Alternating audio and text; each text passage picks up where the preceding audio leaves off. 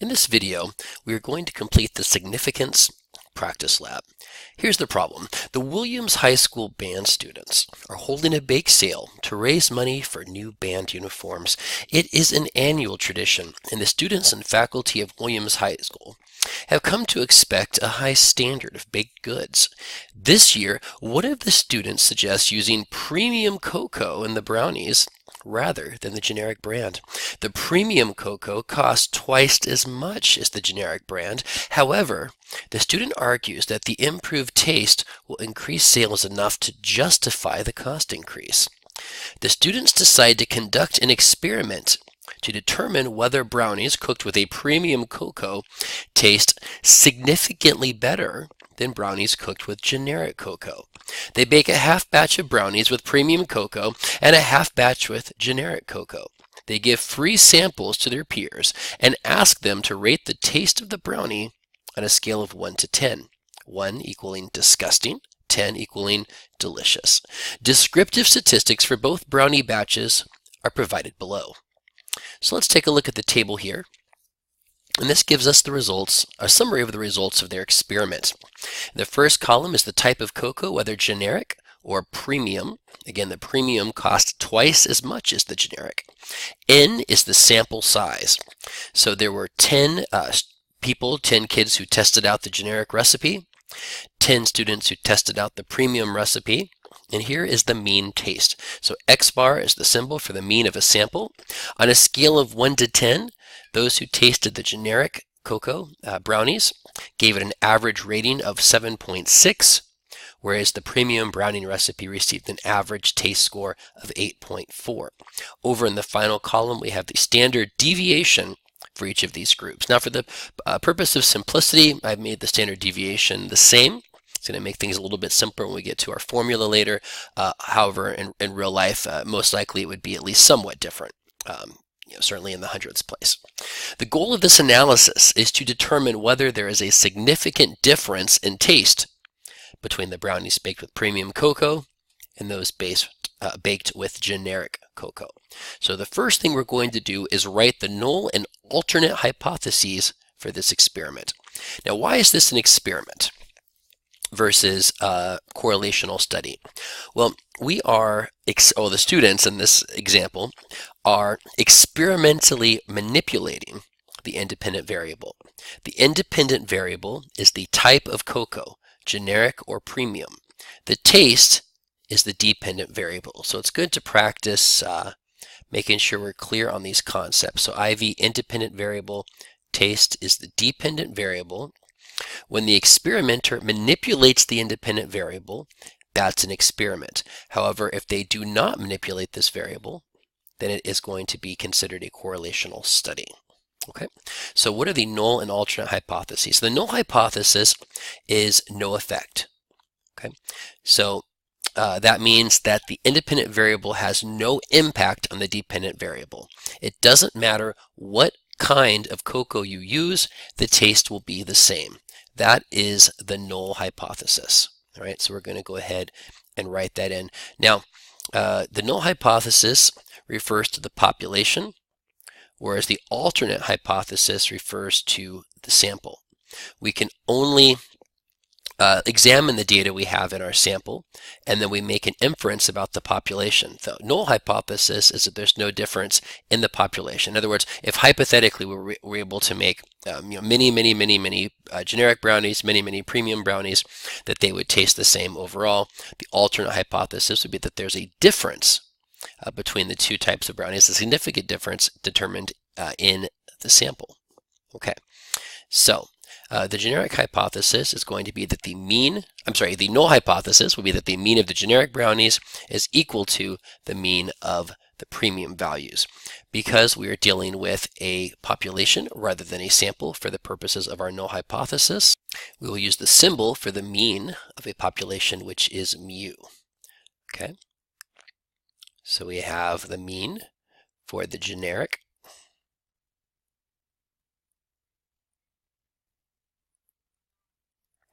is equal to the mean for the premium. All right. So mean for generic equals the mean for premium. This is the null hypothesis that out in this hypothetical population there is no difference. Now the alternate hypothesis is that there is a difference. One does taste significantly better than the other. So we're going to use the symbol for the mean of a sample, x bar. So the mean for the generic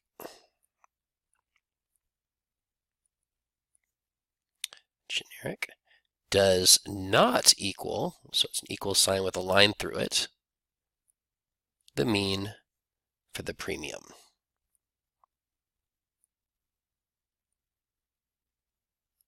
There we go. So these are our null and alternate hypotheses. The population means of the two are the same as the null hypothesis, the alternate being that the sample means are significantly different. We can only analyze and test the alternate hypothesis and then make inferences about the null hypothesis. Okay. So moving forward, practical significance. So when we talk about significance in statistics, normally we assume we're talking about statistical significance, but technically we could also be talking about practical significance. So the idea behind practical significance is even if statistically they're different, does it even matter? So remember that the premium cocoa cost twice as much as the generic cocoa. So it's going to increase the price of the brownies. And if you're trying to make money in a fundraiser for your new band uniforms, you don't want to spend more money on the product unless it's justified. It really is going to make it a better product.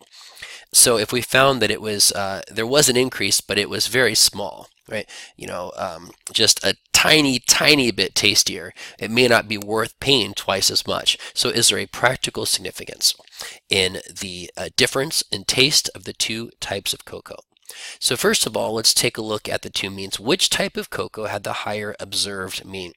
When we say observed mean, we're just talking about the descriptive statistics. We're not making a statement about whether it's significantly higher, just this is what we observe to be higher in this sample.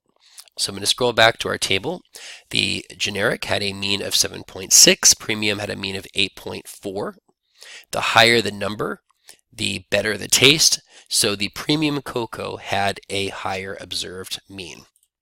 Okay, let's go ahead and make a note of that. The premium, try to make that capital, the premium cocoa had a higher observed mean than the generic cocoa, meaning that the students thought the brownies baked with the the premium cocoa tasted better. Meaning that, let's say, on average, okay, go ahead and spread that out a little bit there. There we go. Make sure our next question is visible. There we go. Okay. What was the difference in taste ratings? Okay, so we have a higher observed mean of 8.4 minus 7.6. So let's just do the math. 8.4 minus 7.6. So 0.8. It's a difference of 0.8. So we'll go ahead and make a note of that. The difference in scores, in mean scores, was 0.8. Or I'll put the hundreds place to be consistent, 0.80. So the difference in mean scores was 0.80. So the premium tasted 0.80 rating better than the generic. So here's the next question. Is that a big deal? Does that matter? And if you just look at it on the face of it, you might say, oh, gee, it's only 0.8 out of 10. That's not very much. But there's a little more to it than that, because if the responses are not very spread out, if most people are picking around the same answer for each of those, then even a difference of 1 might actually matter. So let's take a look and calculate the effect size. So the effect size is a measure of the practical significance of a difference, or of an effect of some kind. And many different statistical tests have ways of calculating effect size. This one is fairly straightforward. It's known as Cohen's d. And the way we calculate this is by taking the difference between the two means and dividing that by the pooled standard deviation. So to make the formula easier this time around, I made the standard deviations the same, so the average is going to be, of course, 1.26. Although in most cases you'd have a situation where these are at least slightly different, and you'd approach it differently based on whether you're dealing with an experiment or correlational study and so forth. We'll approach that in future lessons. So Cohen's d is the premium, the mean of the premium subtracted minus the mean of the generic divided by the standard deviation. So the premium brownies had a mean of 8.40. So we're going to go ahead and put that right here in the box. 8.40. Meanwhile, the generic had a mean of 7.60. I'm getting this information from the provided table. I do not have to calculate this. It's right up here, 7.60, 8.40, divided by the pooled standard deviation, which is 1.26. So that's going to go right here. So the difference we already determined was 0.80, just simply subtracting the two. There we are. And we're going to divide that by the standard deviation, which is 1.26. And we'll do the math on our handy-dandy calculator. 0.8 divided by 1.26 gives us 0.63. Going to round to the hundredths place. 0.63 is the effect size. Cohen's d 0.63. Now we have this in a standardized format. But is this a big deal? Fantastic, it's 0.63. What does that mean? Is that big? Is it not? So whenever you have a measure of effect size, there's always some sort of rule of thumb for interpreting whether it's, it is a small, medium, or large effect. So Cohen, who came up with this formula, said that 0.20 represents a small effect size, 0.5 represents a medium effect size, and 0.8 represents a large effect size. So what you do is you look at the effect size that you calculated and see where it falls on that spectrum, and then interpret the size of the difference in light of that effect size, in light of those interpretations. So it says, interpret the effect size of the difference in taste of the two types of cocoa. Was the observed taste difference meaningful? So let's take a look here. We came up with an effect size of 0.63. We know that 0.5 is a medium effect, 0.8 is a large effect, so it's somewhere between medium and large, a little bit closer to medium than the large threshold. So we're going to go ahead and indicate that in our response. The effect size of the difference was 0.63. According to Cohen's criterion, this represents a medium to large effect. Therefore, the observed difference in taste can be said to be meaningful. Okay, because it's a medium to large effect. So you're making the cookies medium to a lot better. If the effect size had been 0.2, we'd say, well, it's a small effect, so they're only a little bit better. If it were less than that, 0.1, it's a very small effect size. Now let's say conversely we had gotten a 0.8 or 0.1 or 0.8 or 1.0 or 1.2 up in the large range, we'd say these cookies were a lot better. A lot better. That might justify the difference in cost. But so far, it is meaningful. Right? It's medium to large. It's not overwhelming, but it does appear to show up on the radar. So it's worth perhaps exploring whether this difference is statistically significant. So let's move down to the next section, statistical significance. Next, the students want to know if the observed difference is statistically significant. They give the raw data to Mrs. Jones, a math teacher who runs a statistical test. She compares the two means and determines that the significance level of the difference is 0.10. In other words, it's a p-value of, 0.17. So it's a p-value of 0.17. So it doesn't indicate it here in the text, but what she's done is she's conducted an independent samples t-test. She has the scores. How many scores are we dealing with? She's taken the raw scores for all 10 of the generic sample, all 10 students who tasted the premium, brownies, and she's run an independent samples t-test and has determined that the significance of the difference is 0.17. So P is 0.17. What does it mean to have a p-value of 0.17? So this is something that students often struggle with, being able to interpret what this means. So I'm going to go ahead and help you out with that. Okay, this means that there is a 17% chance. Okay, so it's a probability. P stands for probability. 0.17 is a decimal. That's the same as 17%. So there's a 17% chance that we would generate a test statistic at least this large if the null hypothesis that there is no difference in the population were true. Okay.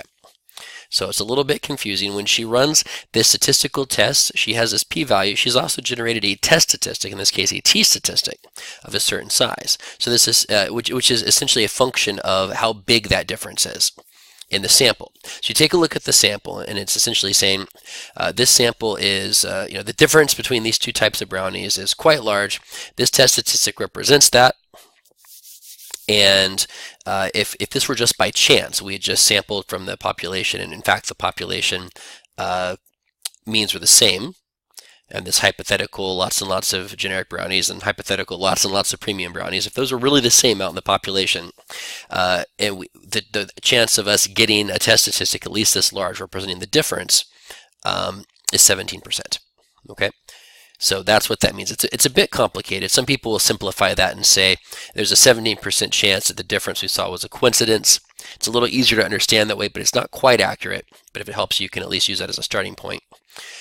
So if you're looking for a difference, you want the p-value to be small, right? You don't want it to just be a coincidence that you found a difference between these. You want to be relatively assured that, in this case, the premium cocoa really does taste better before you go out and spend all that money on it.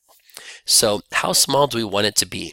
So the next question asks, what p-value do researchers traditionally use as the cutoff point for statistical significance? Okay. So traditionally, researchers use a cutoff of 0.05. So 0.05 is the magic number. If p, I'm going to go ahead and actually clarify this a little bit. Cutoff of p is less than 0.05. There we go. If p is less than 0.05, then traditionally it is considered to be, quote, statistically significant. There is less than a 5% chance that we would generate a test statistic in our test, at least this large, if the null hypothesis were true. There really is no difference. If it's less than 0.05, it is statistically significant. It is 0.05 or higher, it is not statistically significant. Now, researchers could choose a different p-value, but this is what you're going to see in almost all of the articles you read. Okay. The criticism is that it's a bit arbitrary, and it doesn't take into consideration the size of the effect. That's why we talk about effect size, and that's why it's important to consider that as well. You could have a very small p-value. It could be, in other words, it would be highly significant even if the difference is small, if the sample size is big enough. So if you were to go out and sample tons and tons, thousands and thousands of students, the taste could be just the tiniest bit better, but you're going to have a statistically significant finding just because of the sample size. For example, many statistical tests are a function of sample size. So we want to pay attention to both the statistical significance and the practical significance.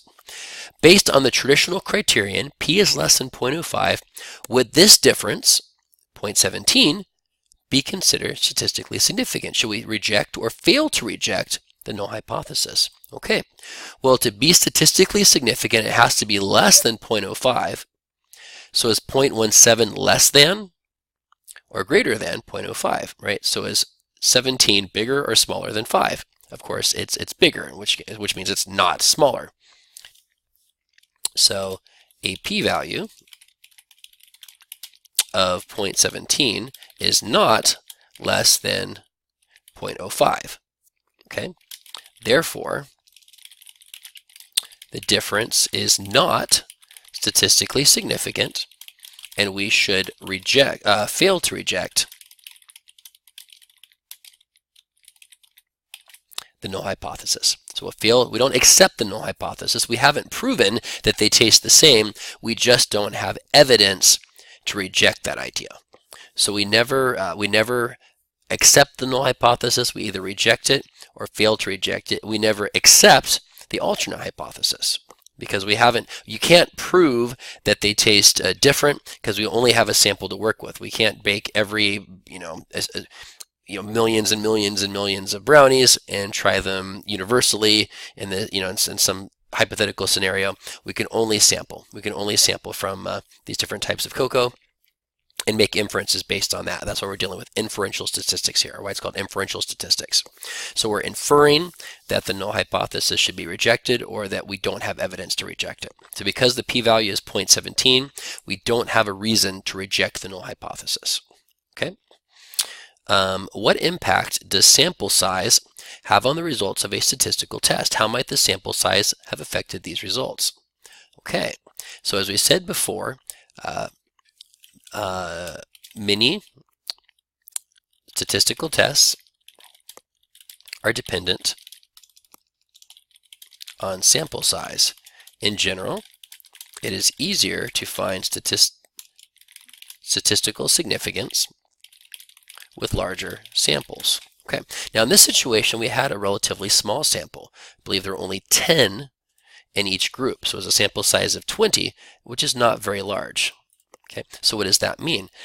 It could be that the reason we didn't find statistical significance is because our sample size was too small. We know there was a medium to large effect that we uncovered in terms of effect size, so there might be something there. We just didn't give enough kids the test sample to really see if there's a difference. So let's go ahead and write that down. It is possible that we did not find statistical significance in this experiment because of the small sample size, as the effect size was practically significant. Okay, so it seems like the brownies do taste better, but maybe we just didn't sample enough kids to find that statistical significance. Okay, so based on the analyses above, what can we say about the two brownie recipes? What advice would you give to the students? I always like to interpret the results and put them in practical terms. So it appears that the premium brownies may taste better as the effect size was medium to large. However, the results were not statistically significant, although this could have been because of the small sample size. So what advice do you give to the students? Do you say, go for it? Go ahead and spend all the extra money on the brownies. They, on average, seem to like them better. Do you say, forget about it? Even though there was a higher observed mean, there's not statistical significance, so don't waste your time. Statistically, they taste the same. Either way, you run the risk of making a mistake. They could miss out on more sales by making better brownies, or they could waste money needlessly. And it's fairly high stakes here because they really want essentially their fundraiser or their business to be successful. So another thing that we could suggest would be to run a second experiment with a larger sample size. Sample different kids, make new batches of brownies, just larger batches, and see if the results remain the same. Does the premium brownie still get higher scores? Are they still practically significant, the difference? And is the difference now, does it become statistically significant with a larger sample size? So I think that's what I'm going to recommend to the students. Let's try this again. Let's make more brownies and see if it really does justify the difference in cost. So I recommend that the students run a second experiment with a larger sample size to see if the results are the same. And let's see here, to see if the premium brownies are still rated higher than the generic brownies. and to determine if the results are statistically significant in a larger sample. Okay. There we go. Okay, so that would be my recommendation to the students if they really want to know the truth in the situation, to find out if it makes a difference before they spend money or give up on a better product. Let's try this again with a larger sample and see what happens. Okay, well, that's the end of this practice lab. Go ahead and take a look at the lab assignment, and this hopefully will be helpful to you as you move forward in your learning. Thanks a lot.